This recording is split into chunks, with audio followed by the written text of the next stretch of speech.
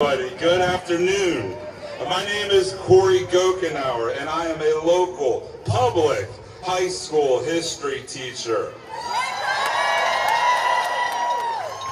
I'm also the proud president of my local union, which is an affiliate of the Pennsylvania State Education Association, and also an affiliate of the National Education Association, which is the largest labor union in America. I am proud to serve as a member of the executive board of the Southern region of PSEA, which represents over 18,000 educators across South Central Pennsylvania. I want to make one thing very clear this afternoon. Public education is the cornerstone of democracy. And it is the responsibility of everybody here to defend it at all costs. The current administration has made it very clear where they stand on public education. On March 20th, the president signed an executive order to begin shutting down the United States Department of Education. This would put over $1.6 billion in federal funding to Pennsylvania public schools at risk.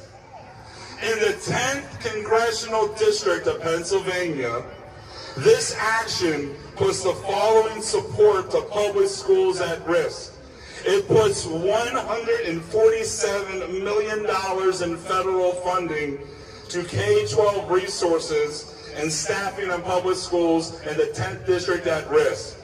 It puts over 1,600 staff supported with federal dollar positions in our schools at risk. It puts over $30 million in Title I grants to raise the academic achievement of all students, especially those from lower income families at risk. It puts over $23 million in special education grants to ensure students with disabilities have the resources and specialized staff they need at risk.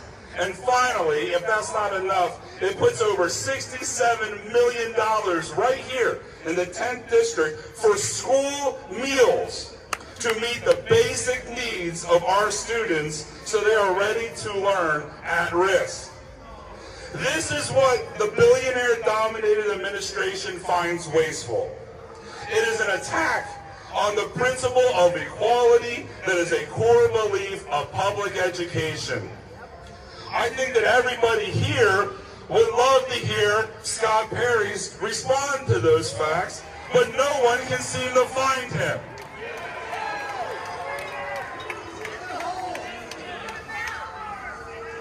This week, I was able to take a group of my students to Gettysburg National Military Park to visit one of the most sacred sites in American history.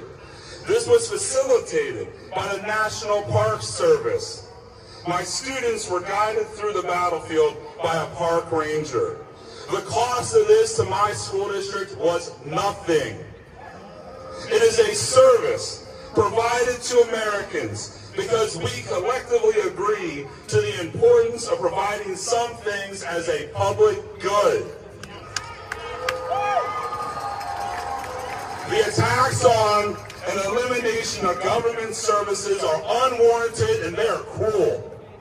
They serve no purpose other than to divide and punish innocent citizens. Now, I'm a history teacher, so I'm going to talk about a little history for you, so bear with me. History has taught us that two fundamental pillars of American society are public education and organized labor. So it should come as no surprise that an executive branch dominated by billionaires, built to serve the wealthy, will be doing everything in their power to destroy those things that bring dignity and respect to the middle and working classes. Pennsylvania's history is a storied chapter of the labor movement and working people demanding their equal share. From Homestead to Hershey, this Commonwealth has been the center of organized labor in Americans' history, and every one of us should take personal offense at the recent attacks this administration has directed at our brothers and sisters in our federal unions. The March 27th executive order that attempts to eliminate collective bargaining across many federal departments is an outrageous attack on working people across this country. A famous labor saying goes, an injury to one is an injury to all. We stand in solidarity with our brothers and sisters in their federal unions, including 7,000 educators who are members of my union, the NEA, who teach in Department of Defense schools around the globe. I want you to understand something. You cannot stand by in a moment like this. You must take action. And you are doing that by being here today. Right across the street, there is a blue historical marker about public sector unionism in Pennsylvania. Some of you are standing right next to it. Some of you are probably standing in front of it, so I can't see it. You should read it if you have not done so before. It will describe to you the acts that provide collective bargaining to public school and other local and state government employees in the Commonwealth of Pennsylvania. What it will not tell you is that those rights were not given by a benevolent ruler. They were demanded for and taken by many actions, including one right here where you stand on March 4th, 1968. Don't forget Frederick Douglass's famous saying that power can seize nothing without a demand. On that date in 1968, over 20,000 educators and PSEA members rallied at the Capitol just like you are today. They demanded increased wages and increased funding to our public education. They took a risk to be there that day. Many critics claimed they would be lucky to draw 1,000 people. 2 years later, they were rewarded when collective bargaining rights were granted to them and enshrined in our law. To this day, every single school district in this Commonwealth operates under a union.